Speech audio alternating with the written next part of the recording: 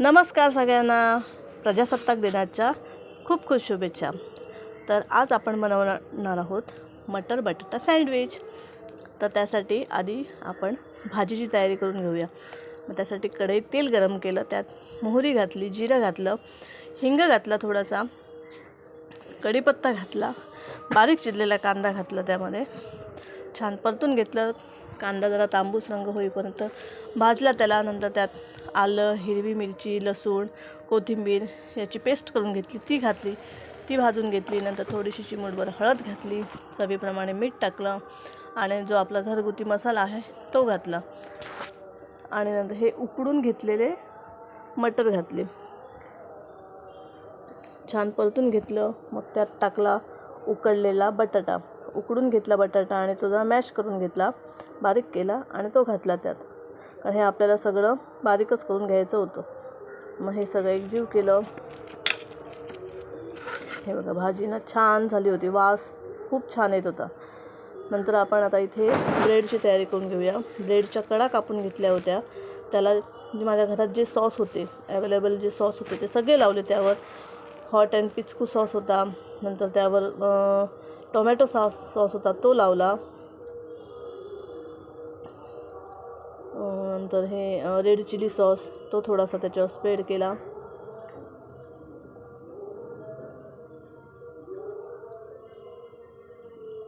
Veg mayonnaise होतं तेही लावलं त्याच्यावर। माझा मुलगा म्हणायला लागला की त्या दिवशी आई आम्ही पार्टी करायला गेलो होतो मित्र तर सँडविच घेतलं होतं, तर 110 रुपयाला काहीतरी त्यांनी घेतलं होतं ते सँडविच। त्यात दोघं जण व्यवस्थित खाऊ शकतात, पण हे जे आपण घरात बनवलं आहे म्हणजे 6 माणसं आपण खाऊ शकत होतो। 30 रुपयाचा ब्रेड होता आणि हे बाकी सगळ्या ज्या वस्तू त्या आपल्या घरातल्याच होत्या। नंतर त्यावर छान भाजी घालून घेतली, सुकी भाजी,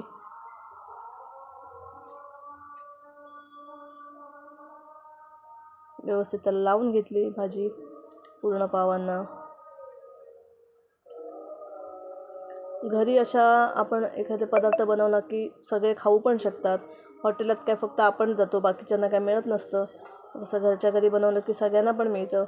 हे वर चीज घातलं आहे मी, आणि हे जे चीज बनवलं आहे ते मी घरीच बनवलं आहे। यूट्यूबवर रेसिपी बघितली होती त्याची, मोझरेला चीजची, तर त्याप्रमाणे मी बनवलं होतं ते।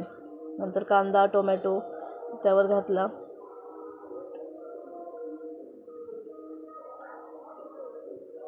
तुमच्याकडे अजून काही भाज्या असतील त्याही आपण वापरू शकतो। आणि परत त्याच्यावर चीज घातलं।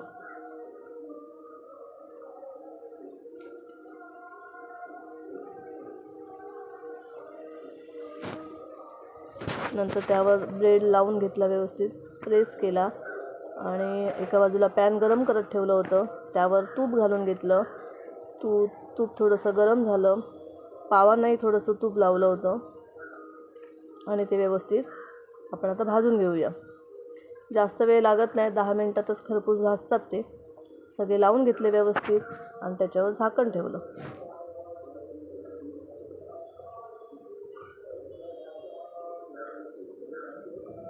बटर असेल तर बटर वापरू शकतो, माझ्याकडे तूप होतं घरी मग मी तूप लावलं।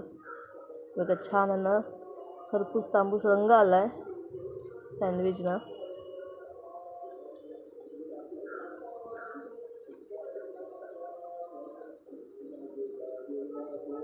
अशा प्रकारे बाकीचे सगळे सँडविच तयार करून घेतले।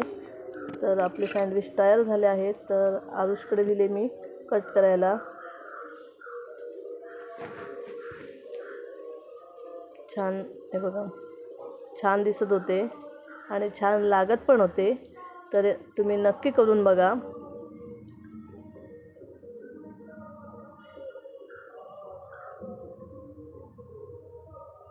कमी खर्चात छान असे सँडविच तयार होतात आणि सगळ्यांना मिळतात खायला घरी केले की।